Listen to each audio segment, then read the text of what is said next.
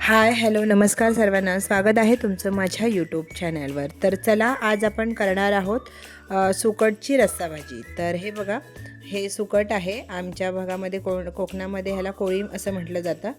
तर कोळीम किंवा सुकट असं काही म्हणा ह्याला। तर हे व्यवस्थित असं साफ करून घेतलेलं आहे। ह्याच्यामधले घाण वगैरे असं वेगळं काढायची आहे किंवा खडे वगैरे असेल तर वेगळे काढून घ्यायचे आहेत आणि व्यवस्थित असं साफसूफ करून घेऊन बारीक गॅसवर एक 10 मिनिटं हा कोळीम चांगला भाजून घ्यायचा आहे।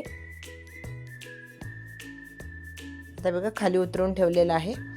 हे बघा तुम्हाला दाखवते किती भाजले तो, असं चुरा व्हायला पाहिजे इतपर भाजायचा आहे। आता हे बघा टोमॅटो घेतलेले, कांदा, मिरची आणि कढीपत्ता। आता एका कुकरमध्ये मी तेल गरम करायला ठेवलेलं होतं। तेल गरम झालं की त्यामध्ये कांदा, मिरची, कढीपत्ता हे सर्व टाकून घ्यायचं आहे आणि व्यवस्थित असं परतून घ्यायचं आहे।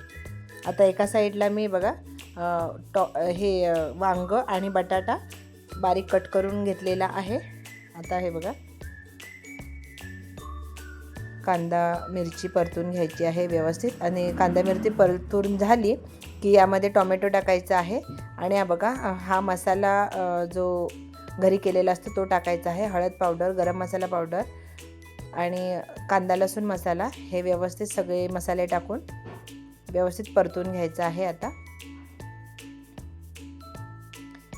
हे बघा वांग आणि बटाटा आहे हेही याच्यामध्ये टाकायचं आहे आणि व्यवस्थित असं परतून घ्यायचं आहे। आता हे बघा थोडंसं हलकं असं वरून झाकण ठेवायचं आहे आणि 5 मिनिटं तसंच ठेवून द्यायचं आहे, म्हणजे छान वाफ बसेल, असं थोडंसं वांग आणि बटाटा मऊ होऊन जाईल। तर आता हे एका साईडला हे बघा कोळीम घेतलेला आहे, तो एका पाण्यामध्ये असा 2 वेळा असं छान धुवून घ्यायचा आहे। आता हे बघा 2 मिनिटांनी 5 मिनिटं तरी असं ठेवून द्यायचं आहे।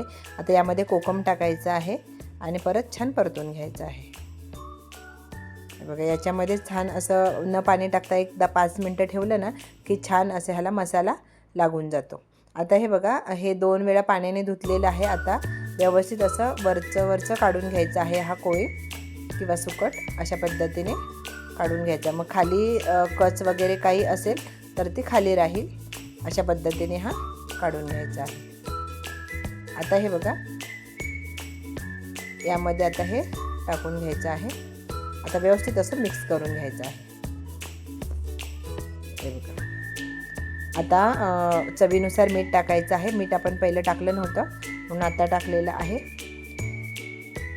आता व्यवस्थित असं 2 मिनिटं ठेवून द्यायचं आहे आणि आता 2 मिनिटं झालेली आहे। त्यामध्ये आता गरम पाणी आपण टाकायचं आहे। आपल्याला जसं पातळ घट्ट हवं त्याप्रमाणे पाणी टाकलेलं आहे। मी 1 ग्लास जवळपास पाणी टाकलेलं आहे।